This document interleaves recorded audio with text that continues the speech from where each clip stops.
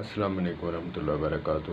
میرے اہل سنت پیارے علماء بریلوی حضرات، ان سے میری مؤدبانہ گزارش ہے، تنقید نہیں، صرف التجا ہے کہ اپنی عوام الناس کو جنازے کے بعد دعا کی بجائے اگر آپ ان کو دعاؤں کا تاکید کریں کہ دعائیں سیکھیں۔ آقا کریم علیہ الصلوۃ والسلام کی دعاؤں سے مردہ ہمارا بخشا جائے گا، شفاعت ہوگی، نہ کہ ہمارے ہاتھ اٹھانے سے۔ ہاں بالکل دعا ہے، جنازے کے بعد ہے، لیکن دفنانے کے بعد ہے، وہ بھی تو جنازے کے بعد ہی ہے۔ اس میں العلماء ورثۃ الانبیاء کا کردار نہیں کہ وہ اس دفنانے کے بعد والی دعا کو متصل جنازے کے بعد بنا کر عوام الناس کو دھوکے میں رکھے۔ میں تو علماء کی قدر کرتا ہوں، جو کچھ سیکھا ہے ان علماء سے سیکھا ہے، ان کی قدموں کا صدقہ ہے کہ میں نے جو سیکھا ہے۔ آقا کریم علیہ الصلوۃ والسلام نے فرمایا کہ اپنے بھائی کے لیے اتنی دعا کر کہ جتنا عربی نسل کا اونٹ ذبح کرنے کے بعد، اس کے حصے کرنے کے بعد اس کو بانٹ لیا جائے، جتنا ٹائم اس پر ویسٹ ہوتا ہے اتنا ہی اپنے بھائی کے لیے دعا کرو۔ سورہ بقرہ کی آیتیں ہیں جو آقا کریم علیہ الصلوۃ والسلام نے بتلائی ہیں، وہ بتلائیں، اور زیادہ بہتر یہ ہے کہ ان کو دعاؤں پر لائیں۔ جیسے علامہ خادم حسین رضوی رحمۃ اللہ تعالی علیہ نے عوام الناس کو جھنجھوڑا ہے کہ چمن چٹان والے پاسے زیادہ نے، تسی عمل والے پاسے بالکل نہیں آندے۔ تو سنی قوم کو جگانے والے میرے محسن مولانا علامہ خادم حسین رضوی رحمۃ اللہ تعالی علیہ نور اللہ مرکزہ، اللہ پاک ان کی کمی کوتاہیاں معاف فرما کر جنت الفردوس میں اعلیٰ مقام عطا فرمائے۔ اب میٹھے بیانوں کی ضرورت نہیں، امت بیمار ہے، امت کو کڑوی دوائی پلانی پڑے گی، تو امت کو عمل پر لاؤ۔ امت کو کہو کہ مردے کے ساتھ، اپنے پیاروں کے ساتھ دھوکہ مت کرو۔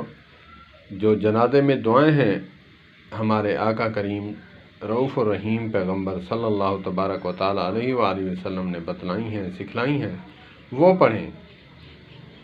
کہ ایک دعا ہے جو ہمارے آقا شفیع المذنبین رحمت للعالمین نے پڑھی تو اتنی روتے ہوئے اتنی آواز نکلی کہ صحابی نے سن لی، بالکل متصل ہی پہلی صف میں تھا۔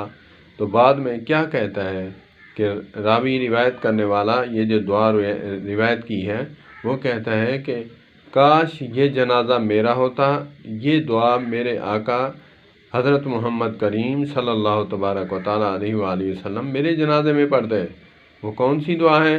اللہم اغفر لہ وارحمہ وعافہ واعف عنہ واکرم نزلہ ووسع مدخلہ واغسلہ بالماء والثلج والبرد ونقہ من الخطایا کما نقیت الثوب الابیض من الدنس وابدلہ دارا خیرا من دارہ واہلا خیرا من اہلہ وزوجا خیرا من زوجہ وادخلہ الجنۃ واعذہ من عذاب القبر ومن عذاب النار۔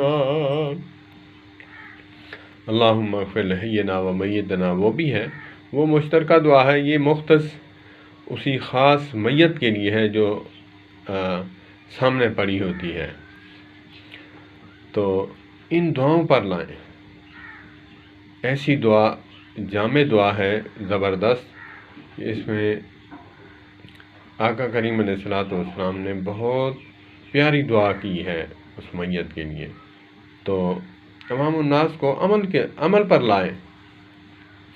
اب وہ وقت گئے کہ عوام الناس، میرے پیارے بریلوی اہل سنت علماء، عوام الناس اہل حدیث کی، دیوبندیوں کی، آپ کی عوام الناس سے زیادہ وہ اس سائڈ پر ہے، عمل کے حوالہ سے کوشش کرتے ہیں، کمیاں کوتاہیاں ہیں، لاکھ کمیاں کوتاہیاں ہیں، لیکن